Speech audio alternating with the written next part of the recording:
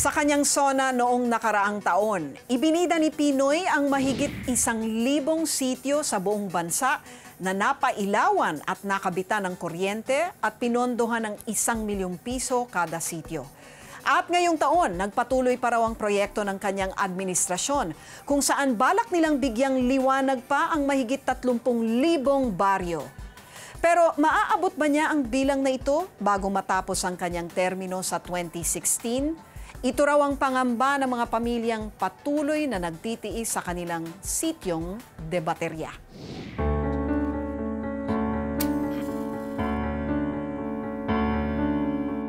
Apat na taon nang nabubuhay sa dilim si Emmanuel. 40 taon na rin kasing walang kuryente dito sa Sitio Rawang, Tanay Rizal, ang sitio kung saan siya ipinanganak. Dito na rin isinilang ang mga anak ni Emmanuel.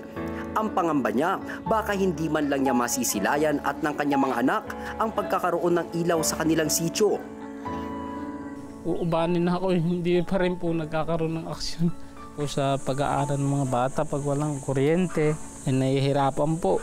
Pag po gusto nilang mag-aral, hindi po nila nakukumpleto ang pag-aaral. Hindi po sapat yung gasera na ginagamit namin sa gabi-gabi namin na lumilipas po. Minsan po, puro na lang po pag yung nagigising ang bata, basa, papalitan ng lampin. Tinatanglawan ko na lang ng posporo po para lang mapalitan siya. Nanghihinayang si Emmanuel sa 300 piso kada buwan na ginagastos niya para sa gaserang nagbibigay ng kaunting ilaw sa kanilang tahanan. Dapat sana yung ibibili na ng gas ay ibili na sa katulad ng ulam ng mga bata. Kaya naman para makatipid, bumili si Emmanuel ng baterya ng sasakyan pamalit sa gasera. Gumagastos lamang siya ng 50 piso kada buwan para ito'y mapagana. Mas maliit ng 200 kung ikukumpara sa paggamit ng gasera. Ngunit hindi nagtagal, nagdesisyon si Emmanuel na ibenta ang baterya. Kinailangan kasi niya ang pera para matugunan ang ibang gastusin ng kanyang pamilya. Naglakas loob po ako na kaya ko pa po naman bilihin uli ito eh. Walang-wala tayong mga anak, pagbebenta ko na muna. Ako, lalo po naman dumili ang aming sitwasyon. Isa lamang ang Sitio Rawang sa 5 sityo na walang kuryente sa barangay Tandang Kutyo sa Tanay Rizal.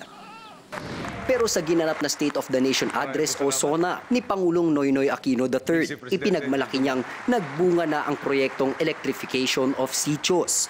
Aking pakiwari, malinaw po ang mensahe nitong huling halalan. Tama, ituloy natin, damihan pa natin ang 8,581 na sityong napailawan. Sa naging pagsusuri ng samahan na nagtataguyod ng agham at teknolohiya para sa sambayanan o mas kilala bilang NGO Agham, malayo pa raw magkaroon ng kuryente ang karamihan sa mga sityo. Naging matumal daw kasi ang trabaho ng National Electrification Administration o NEA. Sa taong ito, 878 sityo lamang ang nailawan sa loob ng 6 na buwan.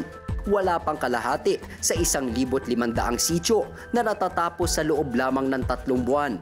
May doubt na hindi naman talaga nila ma-achieve fully yung sa ganong facing. From mga nakaraang taon is mabilis. Then parang this year is parang ang bagal, di ba? Talagang may probability na hindi talaga nila maubos lahat. Ang NEA ang ahensyang naatasang magsagawa ng electrification ng mga probinsya sa pamamagitan ng pag-issue ng prangkisa sa mga electric cooperatives. Pero aminado ang NEA na naantala ang kanilang operasyon sa pagpapatupad ng kanilang mandato. This year, we only energized 898 due to some impediments, one of which was the election. So there was a ban, so we stopped the construction. And then there was a delay in the release of the budget.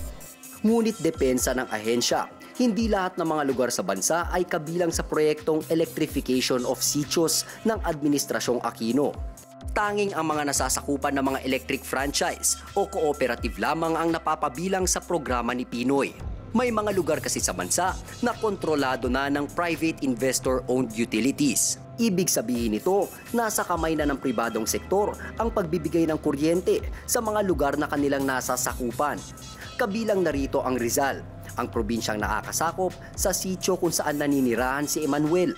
Kung sakali man wala pang kuryente yung iba pang mga sitio na nabanggit mo, gagayahin lamang nila ang rekomendasyon namin dun sa tinatawag na sitio Rawang sa pagkakaroon ng barangay resolution na i-endorso, no, papunta sa DOE. So lahat naman po ay merong paraan kung paano magkakaroon ng kuryente ang isang area. Para sa NGO Agham, hindi lubusang magtatagumpay ang layunin ng pamahalaang magbigay liwanag sa buong bansa. Dahil negosyo ang tanging prioridad ng mga naatasang magbigay ng kuryente, mapa-electric cooperative man ito o privately owned utility. Yung electric cooperatives, it means business eh. Traditional na yun, or as a businessman, hindi ikaw kagad explore sa mga bagay na hindi ka kagad kikita. So basically, yung mga sitio na yan, maliliit lang naman yung mga capacity na kung saan sila makaka-generate talaga ng kita. Pangako naman ng NEA, tututukan nila ang pagpapatupad ng proyekto sa mga lugar na sakop ng kanilang ahensya. Bago matapos ang taon, nasa mahigit 10,000 sitio ang balak nilang ilawan. Sa taong 2014 at 2015 naman, pinupuntirya nilang matapos ang mahigit 7,000 mga sitio para makumpleto ang proyekto ni Pinoy. Sundan lang po yung proseso dun sa tinatawag ko sa pagkakaroon muna ng isang barangay resolution papunta dun sa DOE.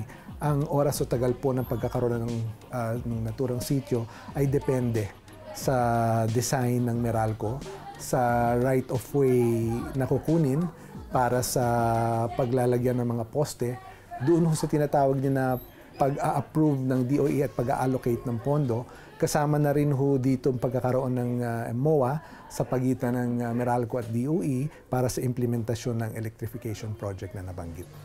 Dahil sa mga pangakong ito, tila may kislap pa ng pag-asa para kay Emmanuel na balang araw ay magtatapos din ang pamumuhay niya sa dilim. Ako po si Renzo Kiko, nag-uulat para sa Reaksyon. FYI mga kapatid, for your information. Taon-taon sa kanyang State of the Nation Address o SONA, ibinibida ni Pangulong Noynoy Aquino ang umano'y tagumpay ng kanyang administrasyon sa pakikipaglaban sa korupsyon sa gobyerno at sa lipunan. Kamakailan, isang grupong banyaga ang sumang-ayon dito.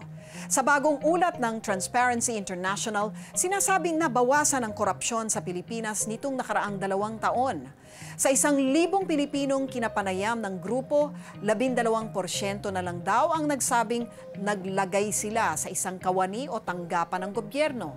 Mas mababa ito sa 16% noong 2010 hanggang 2011.